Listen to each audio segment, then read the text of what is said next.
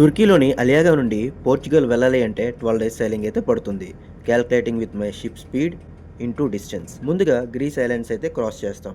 Grace cross చేశాక ఒక 3 days వరకు డీప్ సీలో సెయిలింగ్ అనేది ఉంటుంది. No land, no internet. మళ్ళీ ఇటలీకి సంబంధించిన సిసిలియా కోస్ట్ వచ్చేంత వరకు.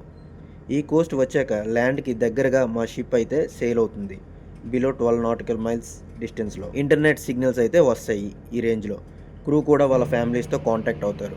Around 170 to 180 nautical mile distance వరకు ఈ సిసిలియా కోస్ట్తోనే మేము ఆనుకొని ప్యాసెల్ ప్లాన్ అనేది నేను క్రియేట్ చేశాను. సో నియర్లీ అరౌండ్ ఒక 20 అవర్స్ వరకు సిగ్నల్స్ అయితే ఉంటాయి. ఆ తర్వాత కోర్స్ అయితే ఆర్డర్ చేస్తాం. ఆ తర్వాత సిగ్నల్స్ అయితే ఇంకా మరి ఉండవు. సో అక్కడ కోర్స్ అయితే చేయాల్సి వస్తుంది ఆల్టరేషన్. లేదంటే షిప్కి ఫ్యూయల్ కూడా మన స్వార్థం కోసం వేస్ట్ అవుతుంది అండ్ అలానే టైం కూడా వేస్ట్ అవుతుంది. సో తప్పదు. అయినప్పటికీ మళ్ళీ అల్జీరియా కోస్ట్కి దగ్గరగానే వే పాయింట్స్ అనేది క్రియేట్ చేశాను. బట్ మధ్యలో అబ్స్ట్రక్షన్స్ ఐలాండ్స్ ఉండడంతో మరీ అంత దగ్గరగా సెయిలింగ్ అయితే చేయలేము. అక్కడక్కడ కొంచెం సేపు సిగ్నల్స్ వచ్చి వెళ్తాయి. బట్ అవి ప్రాపర్గా యూజ్ చేసుకోలేము. మళ్ళీ గుడ్ సిగ్నల్స్ అనేవి నియర్ జిబ్రాల్టర్ స్ట్రైట్ దగ్గరగా వస్తుంది. అందుకే జిబ్రాల్టర్ కోస్ట్కి డైరెక్ట్గా పై వరకు వే పాయింట్స్తో అంటించాను. తర్వాత స్లోగా జిబ్రాల్టర్ స్ట్రైట్లోకి ఎంటర్ అవుతాం.